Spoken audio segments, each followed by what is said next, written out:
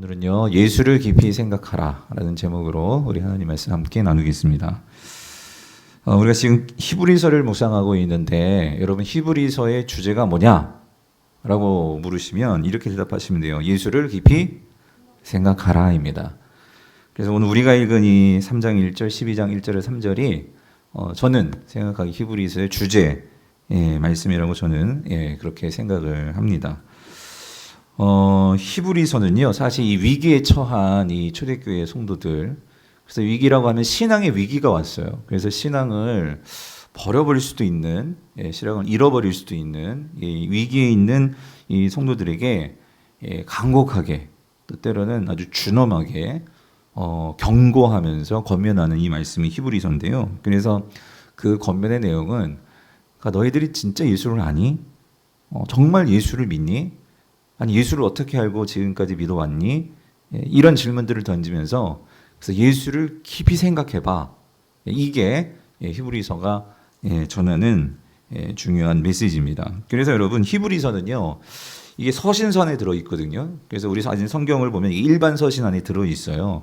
그래서 형식은 편지입니다.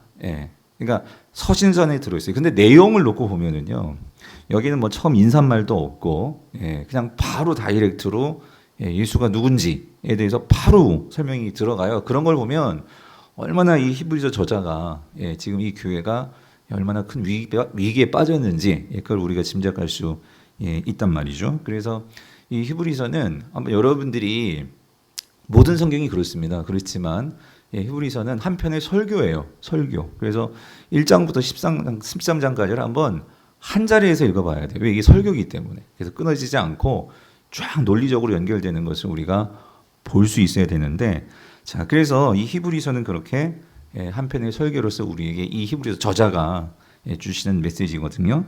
자, 그래서 그럼 히브리서는 누가 썼느냐?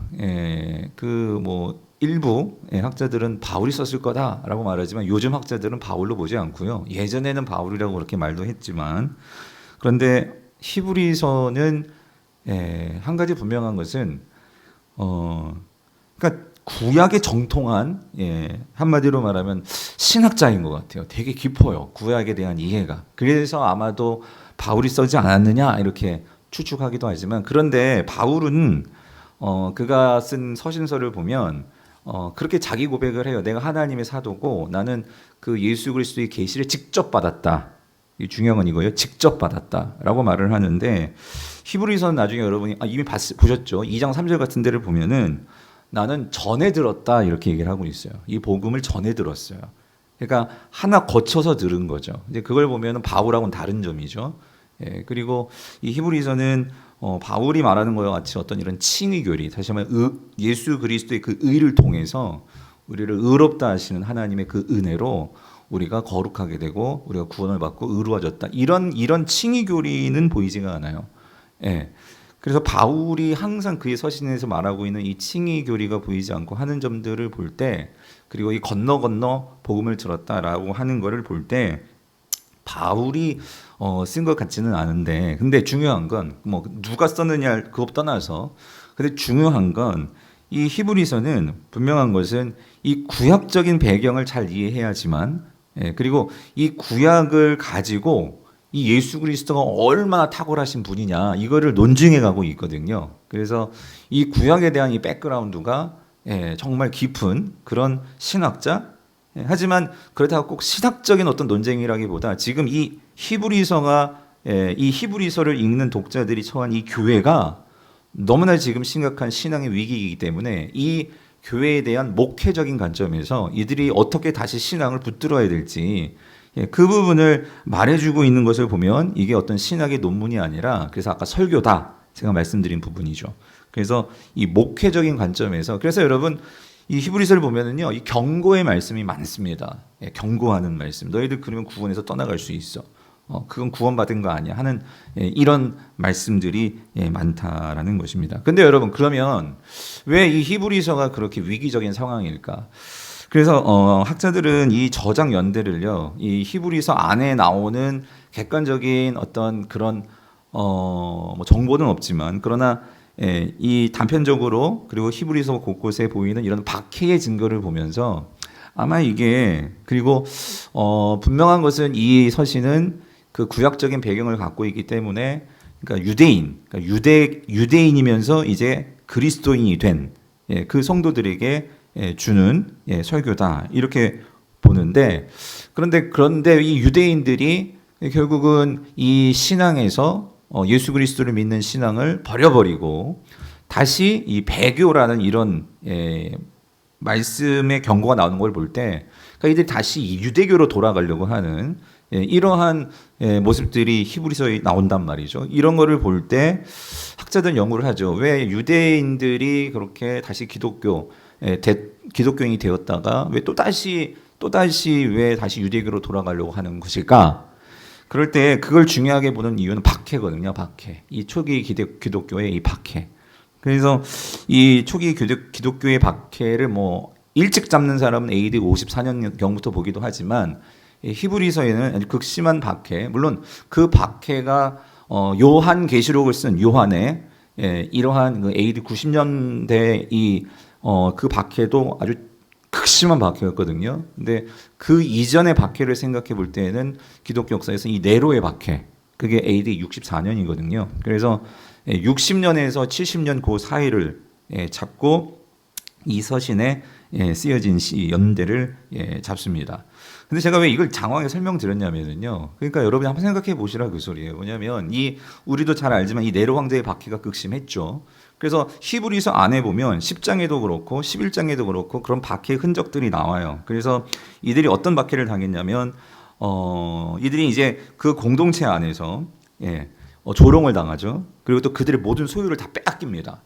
소유를 빼앗기고 또 어떤 분들은 감옥에 갇히고 그리고 11장 같은 데서는 이제 목숨에 이제 그 목숨의 어떤 경각을 이제 당하는 위협을 당하는 이런 모습들이 나온단 말이죠. 그러니까 이런 예수를 믿는 것 때문에 내가 이런 극심한 어떤 어려움을 당하고 있으니 이 사람들이 너무 힘든 거예요.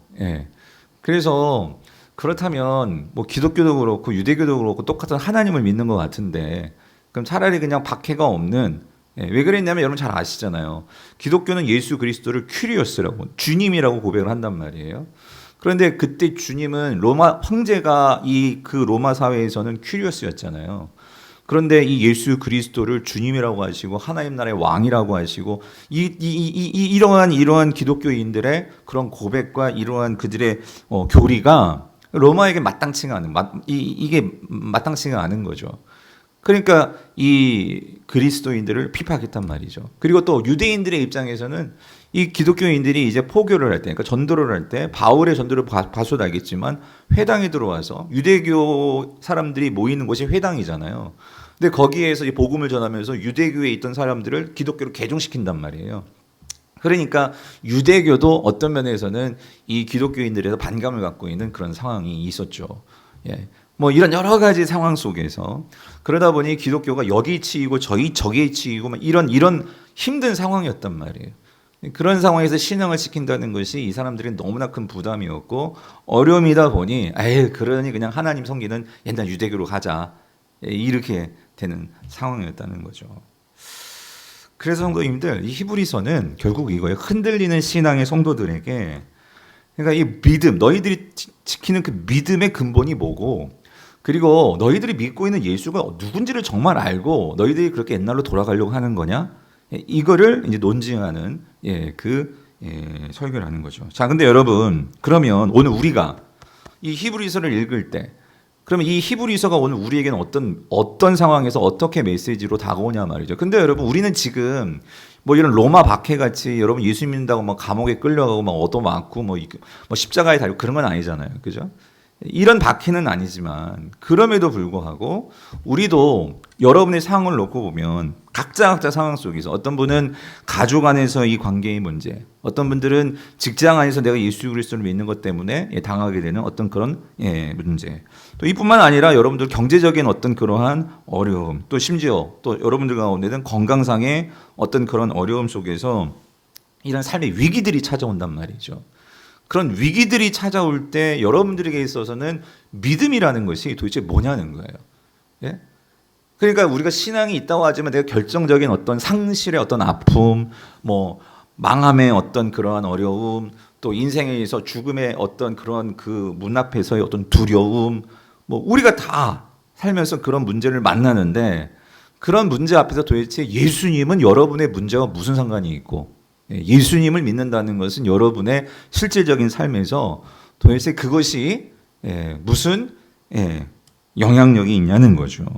그래서 그렇게 놓고 보면 여러분 오늘 히브리서가 우리에게 주신 말씀이 2000년 전이나 지금이나 결코 동떨어진 메시지가 아닐 수 있다는 거죠. 자, 그렇다면 오늘 히브리서는 이러한 신앙의 위기를 당한 성도들에게 어떤 해결책을 말하느냐? 그게 바로 1절이었어요. 그래서 1절을 같이 한번 읽어볼게요. 같이 읽겠습니다. 시작. 그러므로 함께 하늘의 부르심을 받은 거룩한 형제들아, 우리가 믿는 도리의 사도이시며 대제사장이신 예수를 깊이 생각 좀 해. 그 소리예요, 여러분. 진짜 제가 말씀드리지만 여러분 생각 좀 하고 믿으셨으면 좋겠어요, 우리가.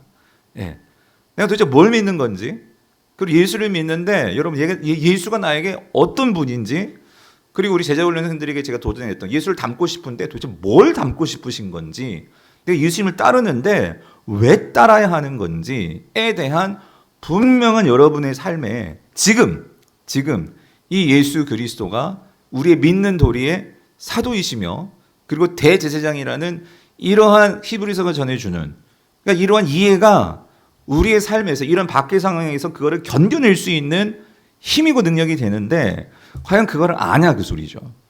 오늘 저와 여러분들에게도 이러한 세상의 나의 문제 앞에서 예수 그리스도가 과연 그분을 생각할 때 그것이 나에게 어떠한 영향력으로 다가오냐 말이죠. 자, 그런데 여러분 분명한 건 이거예요. 여러분 우리는요 항상 뭔가를 생각하면서 삽니다. 그러니까 인간은 생각하는 갈대요, 생각하는 동물이죠. 그래서 여러분 중요한 건 우리가 뭘 생각하느냐가 결국 그것이 우리의 삶을 결정할 수 있어요. 내가 무엇을 생각하느냐가 결국 나의 삶을 지배하고 내 삶을 변화시킬 수 있다 그 소리입니다. 그 이화여대 석좌 교수인 최재천 교수님이 아실 거예요. 그 동물학 그 박사이신 그분이 최대천의 공부라는 책을 요번 내셨는데 거기에 이런 문장이 있어요. 뭐냐면 자꾸 알아가려는 노력이 축적될수록, 그러니까 내가 뭔가를 자꾸 알아가려는 이런 노력이 축적될수록 그 대상을 이해하고 사랑할 수밖에 없다. 그러니까 이 말은 이거예요. 내가 자꾸 누구를 알아가고 그리워하고 생각하고 그러면은요 그것이 나를 사로잡죠. 그렇죠? 일을 하다가도 그게 생각이 나고 또 뭘 하다가도 그것이 자꾸 생각나니까 나의 마음과 나의 모든 것이 거기로 쏠리게 되어 있어요.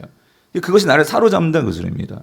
그리고 사로잡히면 내가 그게 만약에 연인이면 내가 오늘 꽃다발을 사갖고 그 연인에게 달려가는 것이고, 그것이 만약에 나에게 있어서 어떤 문제라면 항상 그것 때문에 내가 다른 거에 집중 못하고 여기에 끌려 사는 거예요. 그러니까 여러분 맞죠? 공부도 그렇다 그 소리인데 이걸 우리 신앙에 적용하면 오늘 히브리서가 말하는 바도 그거죠.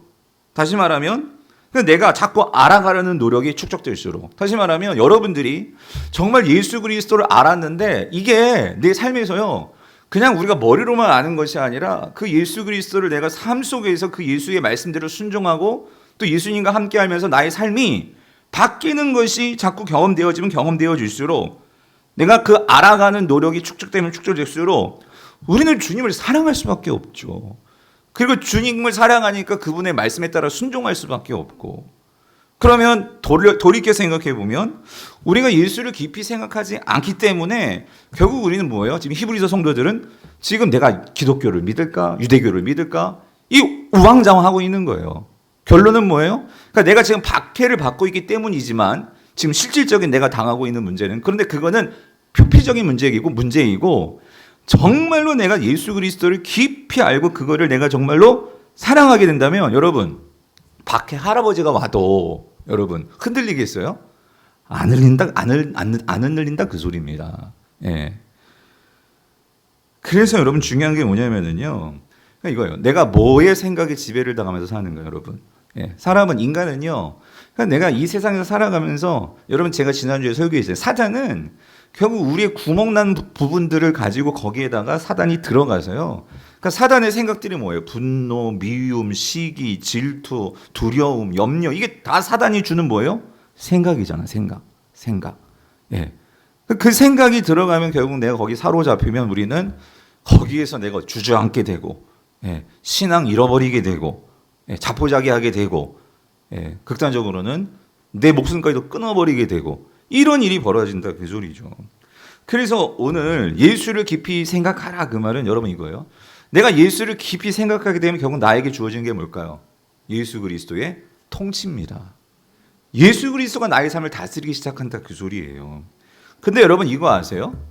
예수 그리스도의 다스림은요. 다시 말하면 내가 예수 그리스도에게 지배를 당하는 것은요. 여러분 우리에게 뭐가 주어질까요? 세상에 대한 자유가 주어집니다. 예. 예수 그리스도가 내 안에서 나를 지배하면은요, 우리는 세상에 대해서 자유할 수 있게 돼요. 예수는 그 세상의 속박으로부터 우리를 자유케 하여서 예수님은 우리를 우리가 세상을 다스릴 수 있는 존재로 우리를 변화시키십니다. 근데 세상은요, 만약에 내가 세상의 지배를 당하잖아요? 그럼 내가 세상을 다스리는 것이 아니고요, 결국 어떻게 될까요? 세상의 노예가 된다는 거예요, 노예가. 예. 여러분 세상의 노예가 되고 싶으십니까? 세상을 다스리는 이런 왕과 같은 존재가 되기를 원하십니까? 그래서 오늘 성경은 예수를 뭐 하라? 예수를 깊이 생각해라. 깊이 생각해라. 그러니까 여러분 내가 예수님의 다스림을 받는 이게 얼마나 축복인가. 그래서 여러분 우리가 히브리서를 딱 펼치면은요. 히브리서가 말하는 메시지가 예수가 누군지 아니? 이거부터예요. 자, 여러분 히브리서 1장 1절부터 3절을 같이 한번 읽어볼게요. 자, 보세요. 같이 읽어봅시다. 길지만 우리가 한 절 한 절 같이 시작. 옛적에 선지자들을 통하여 여러 부분과 여러 모양으로 우리 조상들에게 말씀하신 하나님이. 그러니까 이게 뭐냐면 여러분 보세요. 옛적에는 하나님이 선지자들과 그 선지자들을 통해서 여러 부분과 여러 모양으로 말씀하셨다. 이게 뭘 말하는 걸까요? 이게 구약 성경입니다. 그러니까 구약 성경에서 하나님께서 선지자들을 보내셨죠. 그래서 선지자들을 통해서 그리고 하나님께서 여러 가지 뭐 홍해를 가르시고 여러 가지 천지 만드신 자연들을 통해서 뭐 구름 기둥 뭐 불 기둥 이런 거를 통해서 하나님을 보여주셨어요. 근데 여러분 그렇게 보여줬는데 이 이스라엘 백성들이 하나님의 말씀에 순종했습니까? 안 했어요. 예, 하나님을 제대로 믿지 못했습니다. 그러니까 하나님께서 어떻게 하셨느냐? 이제 마지막 날에는 그러니까 이제 어떻게 하냐면 누구를 보내셨어요? 하나님의 아들을 직접 보내셨다 그 소리입니다. 그래서 아들의 입술을 통해서 아들의 그 행동을 통해서 아들의 그 모습을 통해서 우리에게 뭐 하셨어요? 말씀하셨으니 이 아들은 만유의 뭐예요? 상속자, 즉 하나님 나라의 주인이십니다. 하나님 나라의 왕이시다 그 소리입니다. 그 상속자로 세우시고 그리고 그로 말미암아 하나님은 그 아들로 말미암아 사실은 모든 세계를 어떻게 하신 거예요? 지으셨다 그 소리입니다. 그 예수 그리스도는 이 세상을 창조하실 때부터 예수님과 함께 하나님과 함께 하셨고 그 하나님의 말씀으로서 이 세상을 만드셨던 분이 예수 그리스도 그 소리십니다. 그래서 3절 이는 하나님의 영광의 뭐예요? 광채시요. 그러니까 예수 그리스도는 하나님의 영광을 드러내시는 분이다 그 소리입니다. 그리고 예수님은 그 하나님의 본체의 뭐라고요? 형상이라고. 그래서 예수님 말씀하시죠. 제자들이 하나님 좀 보여주세요. 그러니까 제자들이 예수님 뭐예요? 나를 본 자는 곧 누구를 봤어? 아버지를 본 거야 라고 예수님께서 말씀하시잖아요. 예, 그 소리죠. 본체의 형상이시라. 그래서 그의 능력으로 말씀으로 만물을 어떻게 해요? 붙드신다. 저는 이 말씀이요 너무 마음 가운데 큰 힘이 되는 게 뭐냐면 여러분 그게 예수 그리스도의 능력의 말씀으로 지금도 만물을 뭐하고 계신다는 거예요? 붙들고 계신다는 그 소리예요. 여러분 하나님 말씀 우습게 여기면 안 돼요. 예수님이 지금도 이 말씀을 통해서 만물을 붙들고 계신다는 그 소리는 만물을 움직일 수도 있고 그래서 여러분 예수님께서 보여주셨죠. 예수님께서 그 풍랑이는 바다를 잔잔하라고 말하니까 어떻게 되었어요? 그 바다가 예? 잔잔해졌잖아요. 그죠? 그게 뭐냐면 예수님의 말씀의 능력을 거기서 보여주신 거거든요. 그러면 우리는 말씀을 듣고 말씀을 묵상하고 여러분이 하나님의 말씀을 대할 때 예수님의 말씀을 대할 때 우리는 어떤 태도로 대하냐 그 소리예요. 우리가 히브리서 묵상하고 있지만 아니 이스라엘 백성들은 모세를 통해서 하나님의 말씀을 들은 거죠. 구약은 예수님을 통해서가 아니라 모세를 통해서 들었는데 그 모세를 통해서 주신 말씀도 하나님의 말씀이었거든요. 근데 여러분 이스라엘 백성들이 그렇게 하나님이 모세를 통해 말씀을 주셨는데 그 말씀을 어떻게 되겠어요? 완악하게 받았잖아요. 완악하게. 그죠? 예? 완악하게. 그러니까 그들은 결국 광야에서 다 죽은 거예요. 광야 1세대들. 근데 예수님은 그렇게 만물을 붙드실 뿐만 아니라 그 말씀은 죄를 어떻게 하세요? 정결하게 하는 일을 하시고, 그죠? 예수 그리스도의 말씀을 들음으로 우리가 믿을 때 우리의 죄가 어떻게 해요? 사해지잖아. 아멘이십니까? 죄를 사하시고 정결케 하시고, 그리고 높은 곳에 계신 지극히 크신 이에 그 예수님 지금 어디에 계세요? 우편에 앉아 계시다. 우편에. 하나님 우편에 지금 앉아 계신다. 그 소리입니다. 예. 이런 예수님이 지금 우리에게 뭐가 되셨냐면은요. 자, 1절 다시 보세요. 그래서 그러므로 함께 하늘의 부르심을 받은 거룩한 형제들아, 우리 믿는 도리에 뭐라고요? 그 다음 말씀 좀 보여주세요. 우리가 믿는 도리에 뭐라고요? 사도이시며, 이 말은 뭐냐면, 그러니까 믿는 도리라는 것은요, 여기서 도리라는 이 단어는 히브리서에서 계속 나오는 표현인데 이건 고백입니다. 고백. 우리가 고백을 하잖아요. 뭐라고 고백? 예수는 우리의 그리스도이십니다. 그죠? 예수는 우리의 구주십니다. 그죠? 예수는 하나님의 아들이십니다. 이게 지금 초대교회가 사실 고백했던 믿음의 도리거든요. 그런데 이렇게 도리는 예수 그리스도가 사도이시다 이 말은 뭐냐면요. 사도는 무슨 이 칭호입니까? 아포스톨로스는 그러니까 보냄받은 자잖아요. 그러니까 예수는 하나님께 보냄받은 자라 그 소리입니다. 오늘 저와 여러분들에게 하나님이 특별히 보내주신 분이 누구세요? 예수 그리스도다 그 소리시죠. 예. 그래서 우리가 그 예수님에 대해서 우리가 고백하잖아요. 여러분, 우리가 예수는 그리스도라고 말하는 그 고백을 그냥 이렇게 그냥 이렇게 무심코 흘려버리는 그런 고백으로 생각하지 말라 그 소리예요. 그게 얼마나 대단한 고백인지 너희들이 아니 지금 이 히브리서는 그걸 말하고 있는 거예요. 예수가 우리의 그리스도시고 구원자란 소리잖아요. 예수는 우리의 왕이시고 예수는 우리의 하나님의 아들이시고 하는 이 고백들이 이게 엄청난 고백이다 그 소리죠. 뿐만 아니라 여기서 이제 히브리서의 독특한 표현 하나가 뭐냐면 예수는 우리의 뭐다? 대제사장이시다. 그 예수를 깊이 생각하라 그 소리예요. 이 말은 뭐냐면 여러분, 그러니까 여기서 이 사도다 대제사장이라는 것은요, 그 예수가요, 예수님이요, 이런 1장 1절부터 3절까지 이 대단하신 분이 여러분에게 찾아오셨다는 거죠. 저에게 찾아오셨다 그 소리입니다. 그리고 저에게 어떤 분이 되어주시냐면 하나님과 나를 연결해 주시는 대제사장이 되신다 그 소리예요. 예. 이게 여러분 이런 엄청난 분과 내가 관계를 맺고 있다 그 소리입니다. 예. 그 예수님이 우리에게 그런 하나님과의 그 엄청난 관계를 연결해 주시는 분이시다 그 소리입니다. 근데 이게 여러분 이 대제사장이라는 것이 지금 이 히브리 이 설을 읽는 이 유대 그리스도인들에게는요, 대제사장이라는 개념은 그들에게 엄청난 큰 개념이었거든요. 인간 대제사장이지만 이게 무슨 말이냐면 여러분 왜 히브리서가 예수 그리스도를 대제사장으로 이거를 비유하면서 대조하고 있냐면요, 인간 대제사장과 예수님 대제사장을 대조하고 있거든요. 근데 여러분 4장 14절부터 16절까지가 그 대조인데. 자 보세요. 같이 한번 읽어볼게요. 시작. 그러므로 우리에게는 큰 대제사장이 계신, 이게 지금 대조하고 있는 거예요. 인간은 그냥 대제사장이죠. 인간 제사장. 아론 계열의 그 대제사장은 그냥 대제사장일 뿐인데 예수님은 어떤 대제사장? 큰 대제사장. 여기서 크다는 의미는 비교가 안 되는 이런 의미죠. 예? 최고의 그런 대제사장인데 왜 그러시느냐? 두 가지입니다. 1절에서는. 첫 번째, 승천하셨다 그 소리예요. 승천하셨다. 그리고 그분은 아론 계열의 대제사장이 아니라 그분은 누구야? 하나님의 아들이시면서 대제사장이다 그 소리입니다. 예. 이게 왜 중요하냐면 여러분 인간 대제사장은요 1년에 한 번 지성소 아무도 못 들어가는 그 하나님이 거하신다고 하는 이 지상에 하나님이 정해놓으신 내가 여기에만 임재할 거야. 여기서만 날 만날 수 있어. 여기에서만 내가 내 음성을 들려줄 거야. 그게 지성소의 법계, 속죄소죠, 속죄소. 거기 1년에 한 번 들어가는 거예요, 대제사장은. 그렇죠? 근데 쉽게 말하면 지성소는요, 마치 이런 거예요. 하나님 나라의 출장소예요, 출장소. 이 땅에, 예? 뭐라고 표현해야 될까요, 여러분? 하여튼, 출장소예요. 예. 그럼 진짜는 어디 있어? 하늘에 있지. 그죠? 근데 인간 대제사장은 그 출장소에 1년에 한번 왔다 갔다 하는 존재인데 예수님은요, 이 승천하셨다 그 소리는 하나님의 집에 직접 들어갔다 나왔다 하시는 분이다 그 소리죠. 예? 하나님이 계신 곳에 직접 들어가실 수 있는 분이 누구세요? 예수 그리스도가 그 소리예요. 왜 그러냐면 예수님은 누구세요? 하나님의 뭐야? 아들이시기 때문이다 그 소리입니다. 그러니까 이런 예수 그리스도를 우리가 믿는 거예요. 아멘이십니까? 그러니까 그 믿는 고백을 여러분 어떻게 굳게 잡을지어다. 우리가 믿고 있는 고백, 예수는 그리스도시요 하나님의 아들이시요 만왕의 왕이시요 우리의 주님이십니다 하는 이 고백을 너희들 굳게 잡아야 돼. 왜 그러냐면 그래서 15절도 그 이유가 말하죠.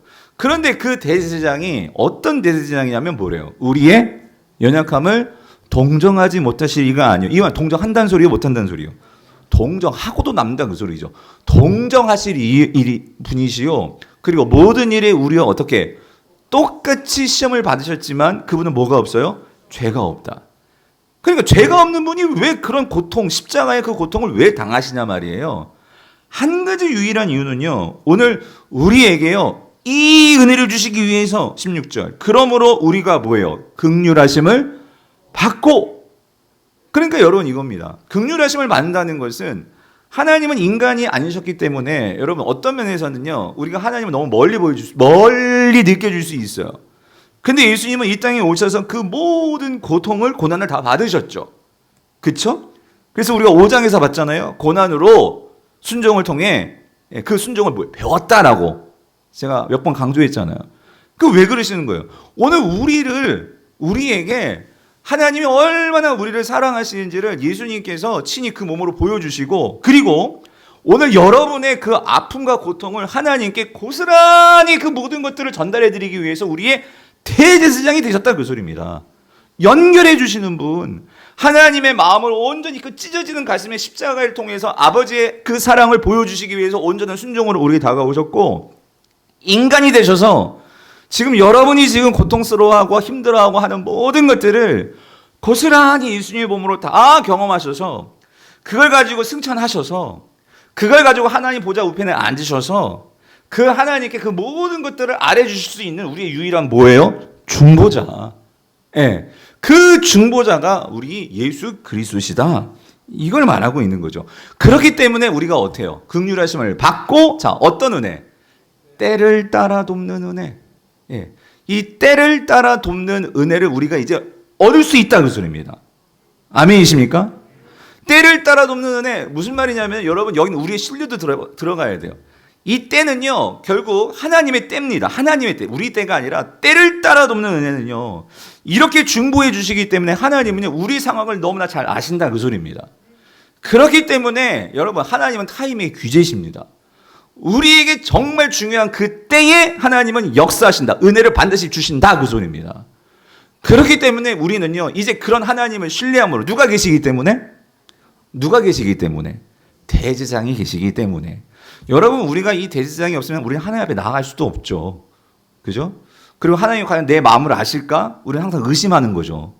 하나님의 내 기도를 듣기는 들으신 걸까? 왜 지금 응답이 없거든요. 근데 들으세요 안 들으세요? 왜? 예수 그리스도 우리 중보자가 계시니까. 그렇기 때문에 우리는요 항상 하나님 앞에 의심이 아니고 어떤 우리 마음 가운데 불안함이 아니고 우리 어떻게 나가는 거예요? 담대히 나가는 거예요. 담대히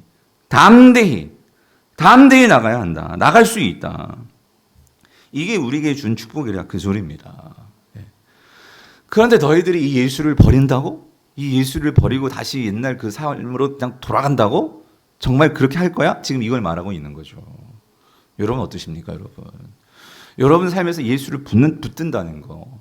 내가 정말 그 예수를 깊이 생각한다는 거. 이게 얼마나 우리에게 있어 가장 중요한 신앙의 본질인지.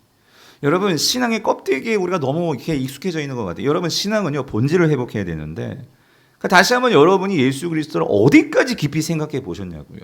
네. 우리가 정말 그 예수 그리스도를 생각하는 이밤 되시기를 축원합니다.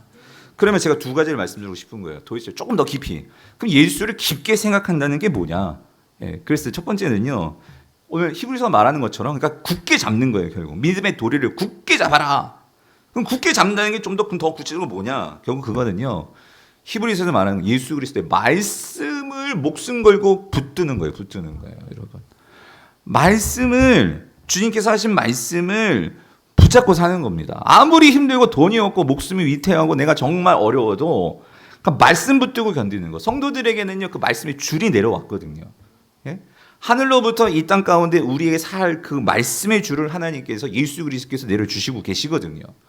그걸 붙들고 버텨야 된다 그 소리예요. 낭떠러지에서 살려고 죽기 살기로 그 나무까지 붙들고 있는 것처럼, 왜? 나를 정말 구원해줄 구조대가 올 때까지 그걸 붙들고 여러분 견뎌야 되는 것처럼, 사실 우리의 인생이 그렇게 살아가는 게 성도들의 모습이라는 거죠. 왜? 반드시 구조대가 오기 때문에.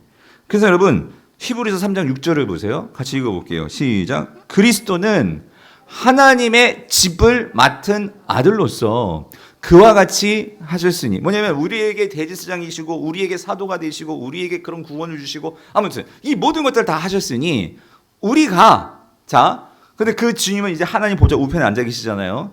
그런데 그분은 반드시 오실 거란 말이에요. 그리고 때를 따라 돕는 은혜를 주신단 말입니다. 그거를 우리가 어떻게 해야 돼? 우리가 이 소망에 뭘 가지고? 확신과, 그죠? 그리고 뭐예요? 자랑을. 이 자랑은 뭐예요? 예수님이 여러분에게 찾아오셨다니까요. 그리고 내가 예수 그리스도가 믿을 때 우리는 그 대제사장이 뭐라고 말씀하십니까? 요한복음 같은 말씀은 내가 너 안에 있을 거야. 너희는 내 안에 있을 거야. 우리는 하나야. 이렇게 말씀하신단 말이에요. 여러분, 이게 얼마나 큰 자랑이에요. 우리가 인생길을 살아갈 때 혼자가 아니라 내가 네 안에, 네가 내 안에 있다라고 말씀해 주시는 주님이 계신다는 거예요. 주님이. 예수 그리스도가 나에게 그런 나를 받아주셨고, 나를 그렇게 특별하게 여겨주시고, 나를 그 하나님 공동체의 그 일원으로 맞아주셨다는 것이, 이게 깨달아져야 되는데, 그죠? 그래서 이거를 굳게 잡고 있으면, 여러분, 여기 우리는 그의 뭐예요? 집이라. 이게 무슨 말일까요? 여러분, 하나님의 집을 맡은 자는 예수 그리스도십니다. 이 집에, 그러니까 뭐 아들이란, 이 말은 뭐냐면 결국 이 집의 상속주죠. 상속권을 가지신, 그죠? 그렇잖아요? 근데 그 예수님이 우리에게 보내주신 사도시고, 그분은 하나님과 우리를 연결해 주신 우리의 큰 대제사장이란 말이에요. 근데 우리가 그분을 어떤 상황이든지 믿고 붙들고 있으면, 그 자랑을 굳게 잡고 있으면 우리는 그의 집이다. 그 소리는 뭐냐면요, 나도 그 집의 한 구성원, 그 집의 가족이 된다. 그 소리예요, 여러분. 이 말은 하나님께서 그 집을 어떻게 책임지신다. 그 소리죠. 우리 아버지시기 때문에. 예?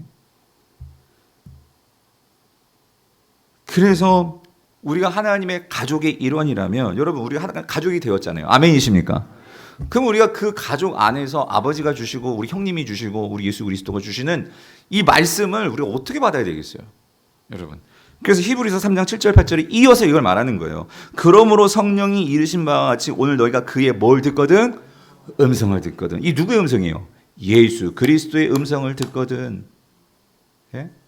예수 그리스도의 음성을 듣거든. 어떻게 해야 돼? 너희들 기억해? 그 광야 1세대들 있잖아. 아까 제가 말씀드렸죠. 모세, 그래서 여러분 이제 이렇게 비교하잖아요. 하나님의 아들 예수 그리스도는 그 집의 집주인의 아들이고, 모세는 그 집의 종이야, 종. 예? 하지만 그 종도 그 주인의 말씀을 들어서 가르쳐 준 거거든요. 그죠? 예, 그 하나님의 집주인의 말씀을 전해줬는데, 이 광야 1세대들, 8절이요. 광야 1세대들. 그 집주인의 말씀을 들었어요, 안 들었어요? 안 들었단 말이에요. 왜? 마음을 어떻게 해서? 완악하게 먹어가지고. 마음을 완악하다는 것은 마음을 딱딱하게 먹어가지고요, 말씀이 튕겨져 나가는 거예요. 여러분. 예? 근데 뭐라고 말해? 너희는 그렇게 하지 말라고. 여러분, 정말 우리가 말씀을 어떻게 받느냐. 예. 그러니까 다윗이 뛰어난 게요, 여러분. 제가 말씀 시편을 보면서 깨닫는 건 뭐, 다윗은요, 그러니까 주님의 말씀이었으면 나는 죽습니다라는 그런 심정으로 말씀을 받았어요. 아침마다. 주님, 나는 돈이 없는 것보다도 주의 말씀이 없으면 내가 하루를 살아갈 수 있는, 내가 어떻게 살아갈지를 모릅니다, 하나님. 말씀이 있어야 됩니다. 이게 바울의 심정이라면 우리는 이거지. 말씀이 있어도 되고 없어도 되고 그냥 들리면은 들리는 거고, 이게 마음을 완악하게 했다 그 소리입니다. 완고하게 했다. 예. 그래서 여러분 3장 14절 그래서 뭐라고 해요? 그래서 우리가 시작할 때에 확신한 것을, 이게 뭐냐면 여러분 처음 예수 그리스도를 믿을 때 여러분 세례 줄 때 이거 고백해야 돼요. 예수는 나의 뭐예요? 주님이십니다. 이거 고백한 사람들이 세례를 주는 거예요. 예수가 나의 주인이십니다. 그러면 예수가 우리의 주인이시면 누구 말 들어야 돼요? 우리는 주인 말 들어야 되잖아요. 이거 보고 세례 준 건데 우리는 살면서 주인 말 듣는 게 아니라 예수님 내 말 따라오세요. 예수님 내 고집대로 이 주인 이 주객이 전도가 된 거예요. 전도가. 예. 근데 있잖아, 우리가 시작할 때에 너희들이 예수를 주님으로 고백하고 너희들이 세례를 받았잖아. 시작할 때 확신한 것을 어떻게 끝까지 어떻게 해요? 견고히 잡고 있으면 우리도 그리스도와 함께 어떻게 해요? 그 집에, 여러분 요한계시록에서는 우리도 그 하나님께서 준비해 놓으신 그 집에 여러분의 자리가 있는 거 아시죠? 예? 그 예수님 보좌에 앉게 돼요. 우리가 놀라운 게 예수님이 앉으신 그 자리에 우리가 앉게 된다고. 여러분 이런 영광이 어디 있습니까? 그 자리에 앉혀주신다 그 소리예요. 여러분, 여러분 자신을, 여러분 기독교는요 이것부터 시작해요. 너무 오늘날 우리 뭐 저부터 시작해서 우리 교육자 우리 그리스도인이 너무나 자존감이 너무 떨어져 있어. 땅에 떨어져 있어. 떨어져 있어가지고요. 그러니까 성경은요, 너희들이 누군지 아니? 이것부터 시작하는 거거든요. 너희들이 하늘에 있는 그 자리를 아니? 그러니까 이걸 가지고, 이 소망을 가지고 이 땅에서 살아가는 건데, 우리는 이 땅의 것을 가지고 나를 드러내서 뭔가 하늘에서도 뭔가 뭐 금관 쓰고 막 그냥, 예? 막 멋진 옷 입고, 우리 그렇게 생각하는 거예요. 그러니까 뭘 해야지만 그렇게 되고, 예. 그게 아니고요. 이거 말했잖아요. 시작할 때에 확신하는 거. 이 말은 뭐냐면 바울적으로 표현하면 이미 우리에게 새 옷을 다 입혀주셨어요. 하나님의 자녀가 되었고 하나님께서 모든 것을 다 주셨어요. 다 주셨어요. 그럼 주신 걸 가지고 우리가 그걸 쓰는 연습을 해야 돼. 사용하는 연습을 해야 돼. 근데 문제가 뭔지 아세요? 제가 어제 제자훈련도 말했지만 여러분 간혹 보면 정말 아끼고 그런 분 있잖아요. 그 옛날 분들 아껴가지고 돈을 뭐 이렇게 보셨죠? 그 김치 냉장고 뒤에다 숨겨놓고 김치 냉장고 속에 숨겨놓고 어떤 분은 천장에다 돈을 넣어놓고 도배해놨는데 그걸 까먹고 돌아가신 거야. 그래가지고 어떤 사람이 와가지고 집을 뜯는데 돈이 떨어지는 거죠. 그 김치 냉장고로 옮겼는데 돈이 막 있는 거죠. 그게 뭐냐면 그렇게 은혜를 주셨는데 이미 주셨는데 그거를 써보지도 못하고 그게 있는지도 모르고 그냥 하늘나라 간다. 여러분 그거만큼 이 땅에서 정말 멍청이도 그런 멍청이가 어디 있겠어요. 하나님 오실 때 아니 너 세상에서 이 성령 주셨고 말씀 주셨고 그거 가지고 네가 하나님의 자녀다. 하나님의 유업에 너는 이미 앉혀놨다. 성경은 끊임없이 우리에게 말씀해 주시는데 하나님 나는 돈 없어요. 하나님 나는 뭐 병들었어요. 그것만 생각하면서 그냥 세상에서요. 그러니까 우리 존재를 그러니까 세상에 이 죄의 결과로 주어지는 존재로만 나를 바라보니까 예? 그 크리스천들이 능력이 안 나타나는 거죠, 여러분. 예. 그래서 이런 맥락에서 여러분 오늘 히브리서 4장 12절이 이런 맥락에서 나온 거예요. 뭐냐면 그런 예수 그리스도가 우리에게 주시는 말씀이다 그 소리예요. 그 말씀이 우리에게 능력 아니겠습니까? 그러니까 하나님의 말씀은 뭐예요? 살아있는 말씀이야 얘들아. 지금 히브리서 저자가 말하는 거예요. 활력 있는 말씀이야. 그래서 좌우에 어떤 날성모도 지금 너희들을 죽이려고 로마의 칼이 막 다가와 있는데 그 칼 무서워하지 마. 하나님의 말씀의 검이 얼마나 더 예리하고 얼마나 능력이 있고 이거는 혼과 영과 관절과 골수를 찔러 쪼개기까지 하면서 우리의 마음과 생각을 완전히 바꿔놓을 수 있는 그런 말씀이야. 이거를 말하면 이 말씀이 이런 맥락에서 나온 거예요. 예. 여러분 제가 돌아온 주일날 이제 말하겠지만 여러분 성도에게 있어서의 무기는요 뭐가 무기인 줄 아세요? 마귀를 때려잡는 무기는 한 가지예요. 뭘까요? 성령의 건 뭐요? 말씀을 가지라 그랬잖아요. 말씀을. 예. 여러분 말씀이 없으면 여러분 이 세상을 이겨낼 재간이 없어요. 여러분. 예. 말씀을 여러분 붙들지 않으시면은요 그러니까 문제가 다 안 되니까 말씀 붙든 건 모르는 사람 누가 있어요. 근데 진짜 붙들고 그러니까 제가 항상 쓰는 예화지만 칼을요 이걸 말씀을 자꾸 빼가지고 써야지 껴놓고 너무 오랫동안 그냥 그걸 둬가지고 이 결정적이 나와야 되는데 칼 나와야 되는데 안 나와 녹슬어가지고 무슨 말인지 되세요? 정말 우리가 그래서 안 되잖아요. 딱 사단이 오면 말씀 적재적소에 딱 말씀이 생각나가지고 쭉쭉 나가가지고 이게 그때마다 나의 두려움을 물리치고 이게 돼야 되는데 여러분, 예. 그래서 여러분 말씀 먹서 빼먹으면 안 돼요. 그리고 제자훈련생들 말씀하면서 계속 암송하십시오. 예. 그래서 말씀들이 막 내 안에서 막 이게 그냥 튀어나와야 돼요, 여러분. 그리고 그 튀어나온 말씀 가지고 더 중요한 것은 살아봐야 돼, 여러분. 그걸 갖고 살아봐서 귀신도 떠나보내고 내 삶의 두려움도 떠나보내고 이런 경험들이 있을 때 우리가 진짜 승리를 맛보면 여러분 거기 취해야죠. 하나님의 좋은 것들에 취해야죠. 그죠? 술이 취하는 게 아니라 성령이 취해라. 그러면 성령의 충만함을 받으라 그 소리잖아요. 그죠? 자, 두 번째는 우리 말씀을 붙잡아야 되고 두 번째는요. 예수를 깊이 생각한다는 것은 예수를 향한 온전한 믿음을 갖는 거예요. 이건 중요한 게 온전한 믿음입니다. 온전한 믿음을 갖는 거예요. 그러니까 온전한 믿음이 뭐냐? 온전한 믿음이 뭐냐? 그러니까 이겁니다. 여러분, 예수를 많은 선택지 중에 하나로 생각하시면 안 돼요. 근데 우리는 예수를요 믿는데 많은 선택 가운데 그냥 하나로 믿는 거야. only one이 아니고 내 삶의 여러 가지 선택지 중에 그냥 하나로 이렇게 선택하는 거야. 여러분 어때요? 다른 건 없어요. 그냥 예수만 해야 되는데 우리는 많은 것 중에 그냥 하나입니다. 예. 그렇게 믿는 성도님들은 혹시 계시지 않는 거죠. 예. 그래서 여러분 12장 말씀 좀 보여주세요. 12장 1절부터 3절에 여기 믿음이 나와요. 믿음이. 그래서 믿음이 뭐냐? 그러면 예수님을 향한 온전한 믿음이 뭐냐? 그래서 히브리서가요. 믿음을 되게 강조하죠. 이 맥락은요. 여러분 11장이 믿음장이잖아요. 히브리서에. 그래서 믿음의 여러 가지 사례들을 얘기해 주고 나서 이제 그걸 정리하면서 결론적으로 믿음이 뭐냐? 이게 얘기해 주는데요. 이렇게 얘기해요. 1절, 2절, 3절 같이 한번 읽어볼게요. 시작. 1절부터 시작. 이러므로 우리에게 구름같이 둘러싼 허다한 증인들이 있으니 이건 11장을 말하는 거예요. 11장에서 나왔던 여러 성경의 믿음의 사람들 나오잖아요. 그죠? 예, 그렇게 너희들이 봤잖아. 믿음으로 그렇게 예수를 깊이 생각하는 사람들이 있었잖아. 근데 이 사람들의 특징이 있어요. 히브리서 11장에 나오는 그 믿음의 사람의 특징이 뭐냐면 이거예요. 모든 무거운 것과 얽매이기 쉬운 죄를 어떻게 해요? 벗어버리고.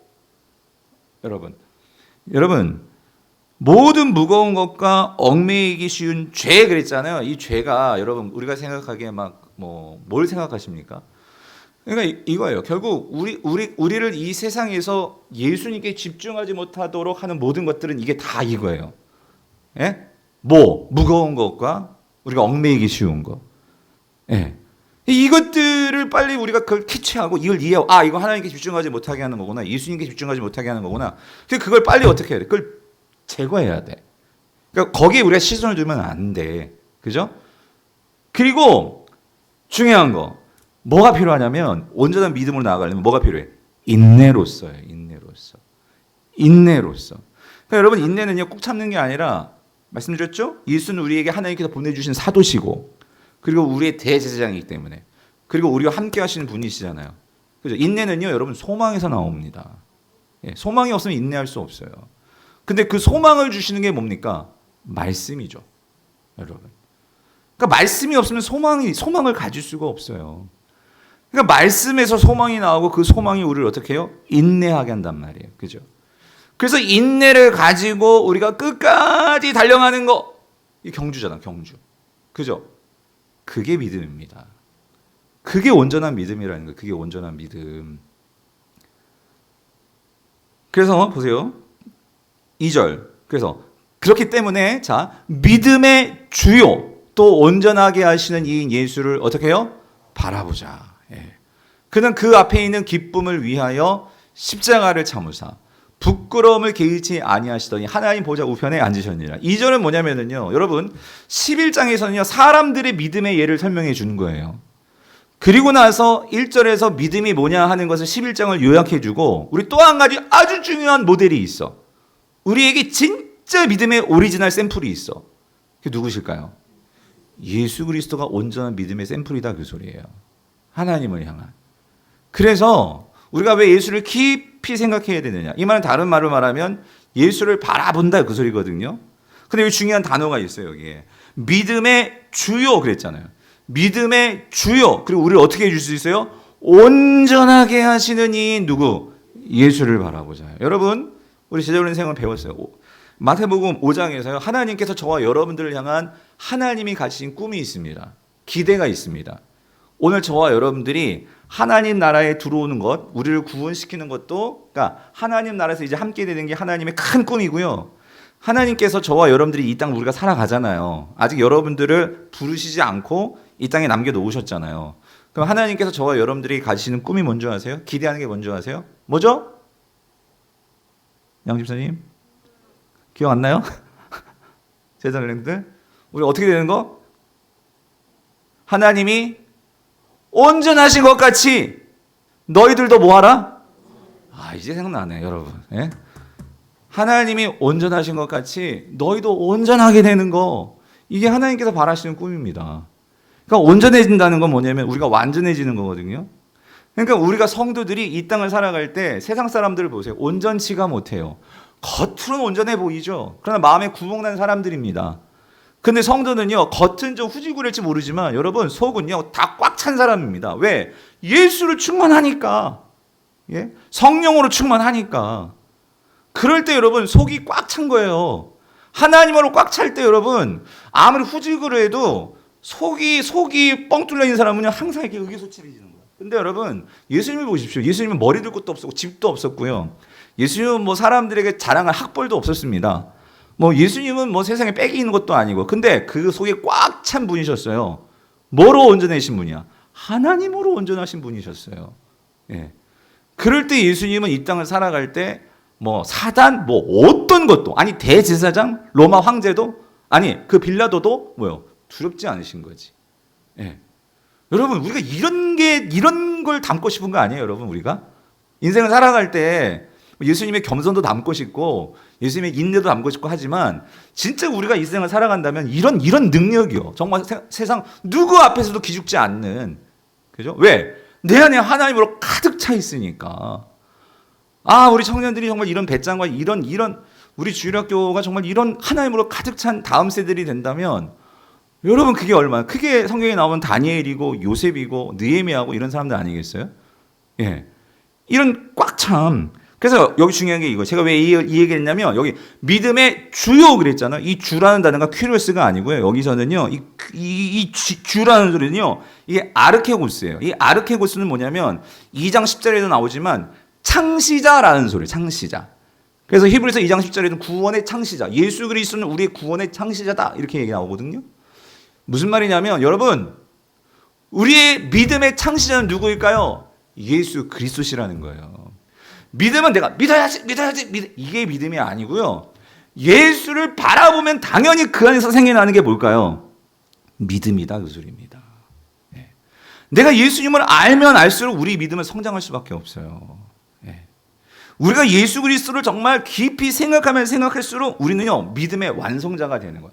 내가 이렇게 믿음을 완성한다는 게 아니라, 내가 예수님을 바라보면은요, 나의 이렇게 좁아진 마음, 나의 이 의심이 많은 마음, 나의 이렇게 세상에 대해서 막 비굴하고 막 세상에 대해서 비관적이고 이런 마음들이, 내가 예수를 바라보고 예수를 알고 예수와 관계가 생기면 생겨날수록 어떻게 된다는 거예요?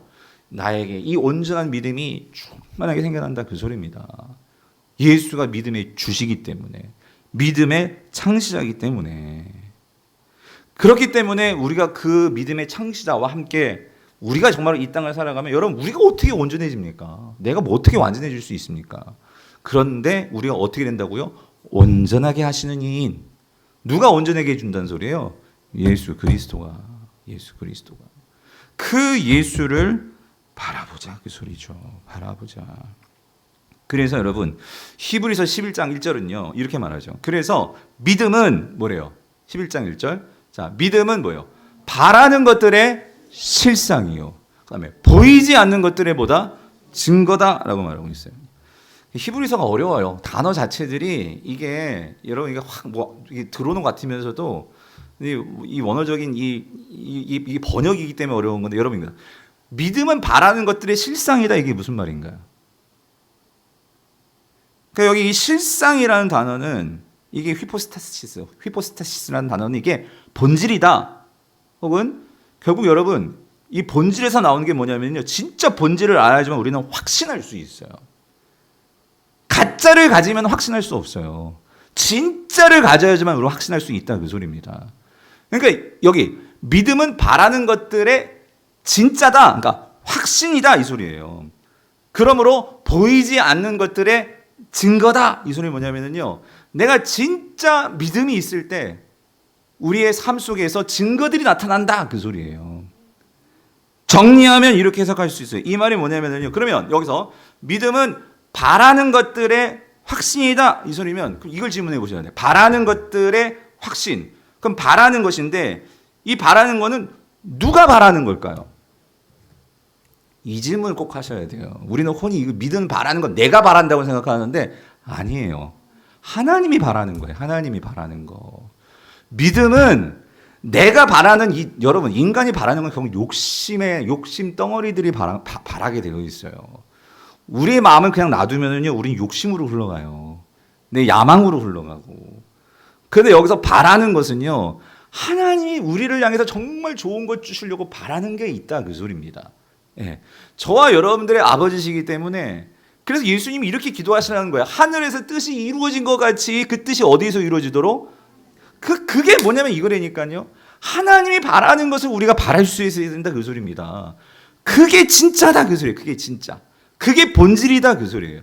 근데 우리가 하나님이 바라는 것은 제쳐놓고 이 땅의 사람들이 바라는 것을 바라니까 우리는 다 가짜 투성이 없어질 것 투성이 결국 그게 진짜가 아니라 나를 그냥 이용해 먹고 나를 그냥 이 세상의 노예로 만드는 그런 것들이 마치 나에게 있어 진짜같이 그렇게 생각하니까 인생들이 결국에 가서는 기쁨도 없고 평안도 없고 다 경쟁하면서 그렇게 너 죽고 나 죽자 하고 그렇게 살아가는 게 이 세상이라 그 소리입니다.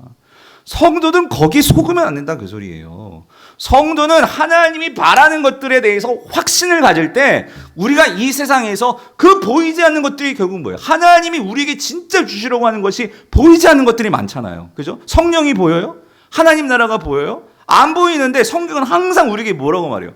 그게 진짜고 그거 예수님께서 이 땅에 오셔서 말씀하시는 것도 너희들의 성령의 충만함을 갖고 하나님의 나라를 꿈꾸고 그리고 그것이 있을 때 먼저 그의 의의 나라와 그의 의를 구하고 다 그런 거 아니에요? 그럼 나머지 모든 것들 다 챙겨줄게. 근데 우리는 아니요. 먼저 하나님 먼저 챙겨주시고 그 다음에 그의 나라와 그의 의가 우리에게 중요한 것 같아요. 우린 이 순서를 바꿔버리잖아요. 그런데 정말 하나님 바라는 것들의 확신을 가지면 어떻게 될까요? 보이지 않는 것들에 대해 증거다 이 말은 뭐냐면요. 이 땅을 살아가는 삶의 모습이 다를 수밖에 없다 그 소리예요. 그러면 여러분의 삶은 정말 하나님 나라를 아는 사람들의 삶이구나. 세상 사람들도 알게 되는 그게 증거다 그 소리예요. 예. 믿음은 바라는 것들의 실상이요. 보이지 않는 것들의 증거다. 그러니까 여러분 그렇게 살 때 여러분 교회는 그거 아니에요? 진짜 하나님 나라가 있구나. 정말 하나님이 오시는구나. 이것들을 보여주면서 이것들의 증거들이 여러분들이에요. 여러분들. 그렇게 살 때 그럴 때 성도들이 서로 바라보면서 힘들지만 우리 집사님 보면서 힘들지만 우리 권사님 보면서 힘들지만 우리 목사님 보면서 힘들지만 서로 바라보면서 어때요? 하나님 나라를 바라보면서 그걸 이겨내려고 견뎌내려고 그리고 다시 세상 속에 들어가서 우리가 얻어맞고 넘어지고 그럴지라도 교회 와서 그래 그건 가짜지 그건 진짜가 아니지 정말 우리는 보이지 않는 것들의 증거지 이런 소망을 가지고 주님을 바라보면서 살아갈 때 여러분 우리가 어떻게 되겠어요? 완전해지겠죠. 이 땅에서부터. 여러분 아멘이십니까? 그래서 여러분 한 가지만 더. 그래서 오늘 12장 1절에서요. 여러분 이거 기억하십시오. 1절 다시 한번 보면은요. 자, 이러므로 우리에게 구름같이 둘러싼 허다한 증인들, 여기 증인들이 나오잖아요. 아까 증거. 보이지 않는 나라를 위해서 모세는 그의 애굽의 궁궐을 버려버렸어요. 보이지 않는 하나님 나라를 위해서 여러분 모세가요 그냥 애굽에서 히브리 그 한 사람 죽이지 않고 그냥 나는 애굽 사람이야 애굽의 왕자가 될 거야 그러고 살았으면 그 모세는요 그런 고생 안 해도 돼요. 그냥 애굽의 왕자로 살다가 왕 되면 돼요. 근데 모세는 뭐예요? 보이지 않는 그 나라를 위해서 그의 모든 삶을 산 거예요. 그게 뭐죠? 증거다 그 소리지. 보이지 않는 것의 증거다 그 소리잖아요. 아브라함도 마찬가지잖아요. 그냥 갈대 우르 그냥 거기서 살면 돼요. 근데 하나님께서 오늘 부르시니까 갈 바를 알지만 어디로 갈지도 몰라. 근데 하나님께서 부르시니까 어떻게 해요? 그 보이지 않는 그곳, 주소도 안 가르쳐 주셨어요. 그냥 떠나라 그래서 떠나라. 그러니까 친척 본토집 다 내려놓고 그 보이지 않는 그것을 향해서 간 거죠. 그게 믿음이다 그 소리입니다. 예. 몸 있고 하나님 있고, 예. 그런 증인들이 있으니 우리도 이 땅에서 그런 돈, 명예, 건강 필요해요. 근데 우리가 거기에 마음을 다 빼앗기면 그건 우리를 짓눌러요. 그래서 무거운 짐과 그리고 그런 것들에 얽매이면 여러분 하나님의 것들이 안 보입니다. 그거 기억하세요, 여러분. 우리가 이 땅의 것을 자꾸 보면 하나님의 것들이 안 보여요. 그럼 소망이 없어지는 거예요. 그래서 그것을 버려버리고 우리 앞에 당한 뭐예요? 경주를 하며예요. 그래서 여러분 중요한 거 이겁니다.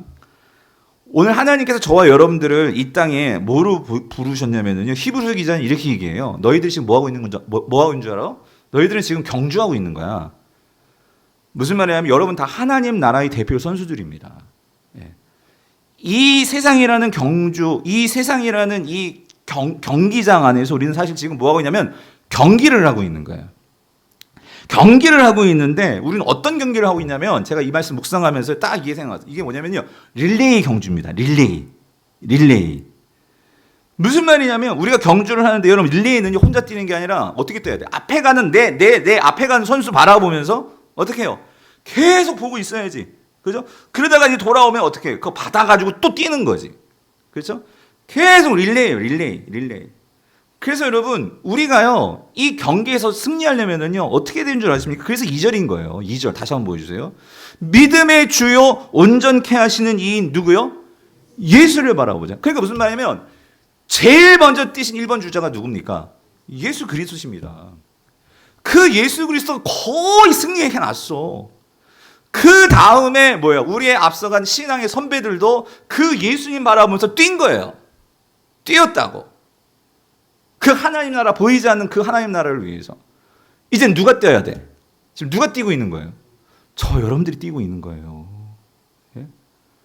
여러분 뛰다 보면 넘어질 때도 있고 뛰다 보면 너무 힘들 때도 있어요. 근데 포기하실 거예요? 이미 예수님이 그래서 여러분 우리가 지금 거의 다 이기고 있고요. 아니 거의 다 이겼습니다. 이겨놓은 경기예요. 예수님이 이미 저기 골인 하셔가지고요. 우리를 바라보는 격려하고 있어요. 힘내라 격려하고 있고. 그래서 우리가 뭐예요? 그렇게 우리가 저기서 우리를 뭐예요? 격려해 주시고 있는 그 예수를 바라보면서 우리가 어떻게 우리도 주님처럼 그 십자가를 주님께서 어떻게 하세요? 참으사 부끄러움은 어떻게 개의치 아니하시더니 그 주님이 하나님 보좌 우편에 앉아 계시는데 이제 그 앉아리에 계셔가지고 여러분들 지켜보시면서 주님이 뭐하고 계신 줄 아세요? 응원하고 계시다 그 소리입니다. 숙향아 힘내라. 예? 경제에 힘내라 하면서 잘 뛰어 하고 응원하고 계신다 그 소리예요. 여러분 우리가 힘들다가도 전 그래서 그게 스데반이었다고 생각이 들어요. 스데반이 막 돌 맞아가지고 순교한 현장에서 스데반이 그 하나님 나라 하늘을 바라보니까 천국이 하늘문이 열리고 예수님을 봤잖아. 근데 성경에는 항상 예수님은 어떻게 나오면 보좌에 앉아 계시거든요. 근데 유일하게 사도행전에서요. 그 스데반이 죽는 그 7장에서요. 예수님 어떻게 계세요? 서 계시는 거야. 나를 향해서 서서 눈빛 맞춰주면서 힘내 스데반 하면서 응원해 주시는 그 예수님을 바라보니까 그 돌을 맞으면서도 스데반 어때? 그 얼굴이 천사와 같더라. 천사와 같더라. 사랑하는 성도님들, 우리가 정말 이 경기하고 있는 거예요, 여러분. 힘들어도 끝까지 주님 바라보시고 여러분 잘 뛰시고 여러분 뒤에 따라오는 믿음의 우리 후배들에게 잘 그 복음을 전수해 줄 수 있는, 그래서 우리가 같이 깊이 예수를 생각하면서 함께 나아가는 우리 강북 우리의 모든 성도님들 수 있기를 여러분 주님의 이름으로 축원드립니다.